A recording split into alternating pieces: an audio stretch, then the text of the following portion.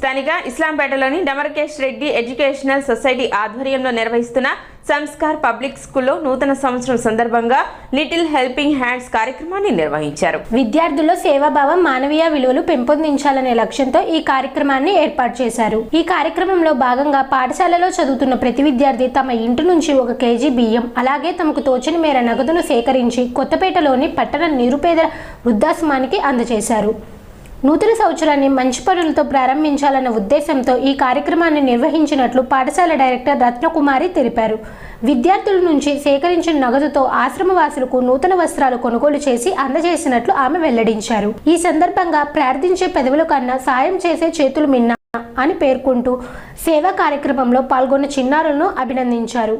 ఈ కార్యక్రమంలో పాఠశాల ప్రిన్సిపల్ కోటిరెడ్డి, నరేంద్ర రెడ్డి, అనురాధ, సందీప్తి, పద్మావతి, యమున తదితర ఉపాధ్యాయులు, విద్యార్థులు మరియు వారి తల్లిదండ్రులు పాల్గొన్నారు.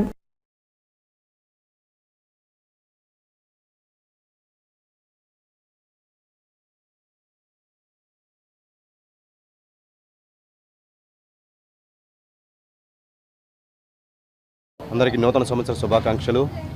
సంస్కార్ పబ్లిక్ స్కూలు స్థానిక సంస్కార్ పబ్లిక్ స్కూల్ నందు ఈరోజు లిటిల్ హెల్పింగ్ హ్యాండ్ అనే ప్రోగ్రాం నిర్వహించడం జరిగింది. ఈ కార్యక్రమంలో భాగంగా ప్రతి పిల్లవాడిని, స్కూల్లో చదువుతున్న ప్రతి పిల్లవాడిని 1 కేజీ బియ్యం తీసుకురమ్మని చెప్పాము. ఆ కలెక్ట్ చేసినటువంటి బియ్యాన్ని ఇక్కడ ఈరోజు ఈ అనాథాశ్రమంలో ఇవ్వడం జరిగింది.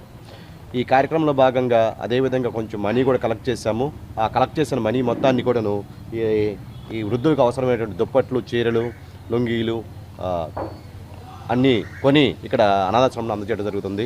ఈ కార్యక్రమానికి మా పేరెంట్స్ అందరూ కూడా చాలా చక్కగా సహకరించారు. పేరెంట్స్కు, అదేవిధంగా టీచర్స్కు, మా విద్యార్థులకు అందరికీ ధన్యవాదాలు తెలియజేస్తున్నాను.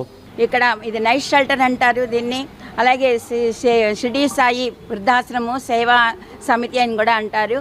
వీళ్ళందరూ కూడా మరి చీరలు, దుప్పట్లు, మరి వృద్ధులకు కావాల్సినటువంటి భోజనానికి సరిపడా మరి అవి కూడా పదార్థాలు తీసుకొచ్చారు. ఎంతో ధన్యవాదాలు చెప్పుకుంటున్నాం. అన్నదాత అన్నదాత అన్నదాత. వెన్నెల చంద్రుల్లో ఎలా ప్రతిఫలిస్తుందో, పరిమళం పువ్వుల్లో ఎలా ప్రతిఫలిస్తుందో, అలాగే భగవంతుడు కూడా ఇటువంటి సేవా కార్యక్రమాల్లో, ధర్మ కార్యక్రమాల్లో మనకు కనిపిస్తాడు. పిల్లలకి చదువు, అలాగే సంస్కారం మనం ఎలా నేర్పుతున్నామో అలాగే సేవా కార్యక్రమాలు కూడా ప్రత్యక్షంగా పిల్లలకు చూపించి నేర్పిస్తే వాళ్ళు భావి భారత పౌరుడుగా చక్కగా ఎదుగుతారు. దేశానికి కావాల్సిన పౌరుడుగా మనం మలుచుకోవచ్చు.